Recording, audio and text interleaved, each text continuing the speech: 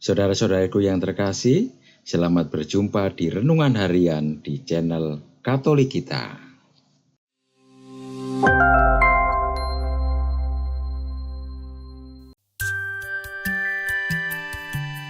Hari ini, Sabtu, 27 Juli 2024, Pekan Biasa ke-16.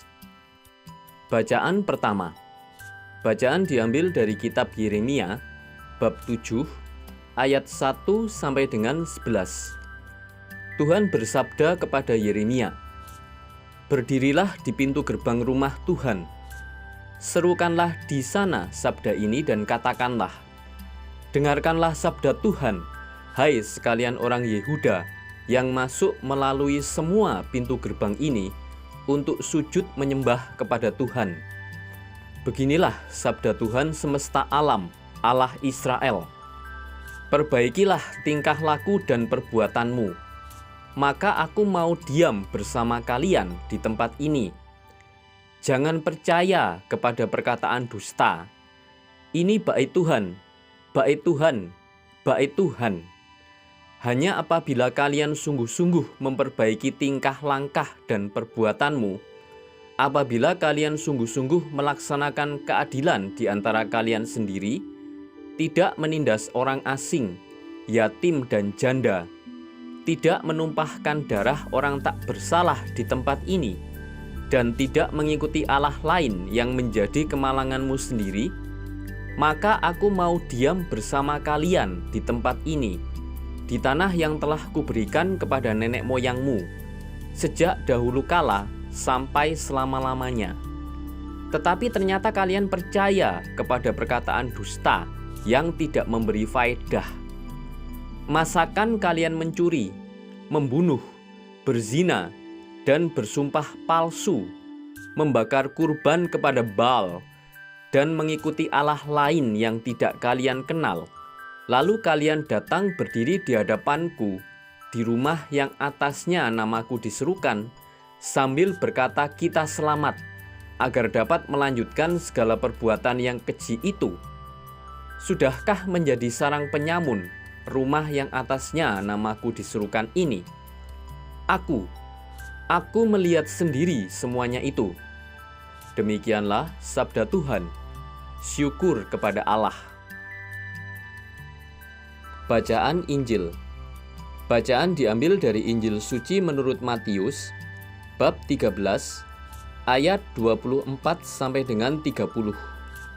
Pada suatu hari, Yesus membentangkan suatu perumpamaan kepada orang banyak.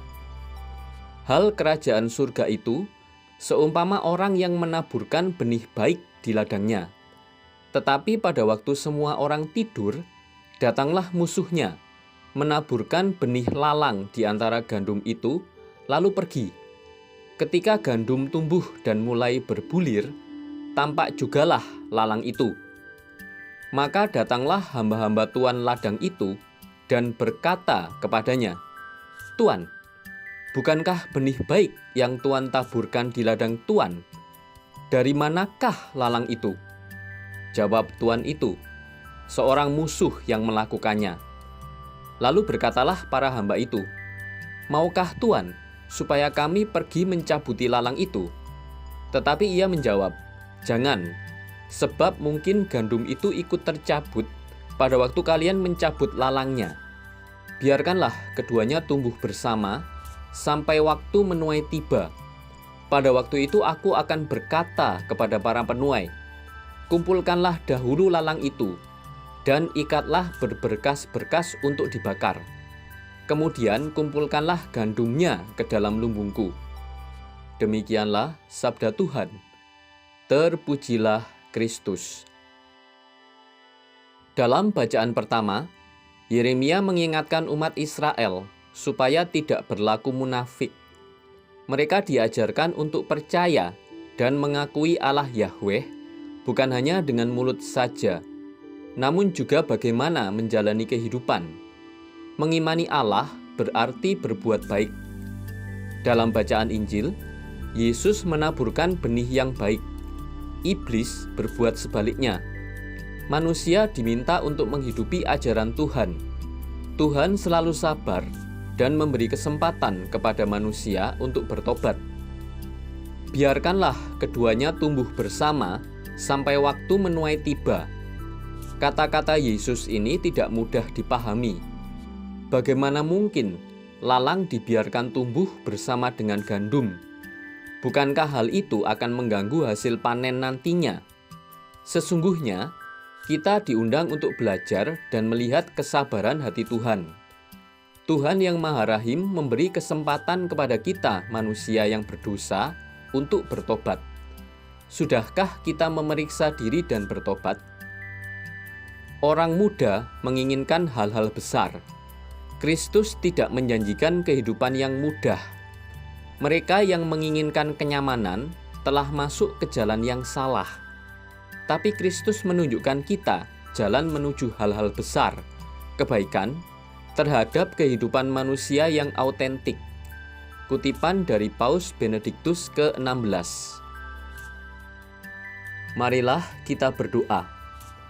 Allah Bapa Maha Kuasa, Engkau selalu melimpahkan semua hal baik bagi kami. Semoga kami senantiasa merawat dan menghidupi semua kebaikan yang Engkau anugerahkan.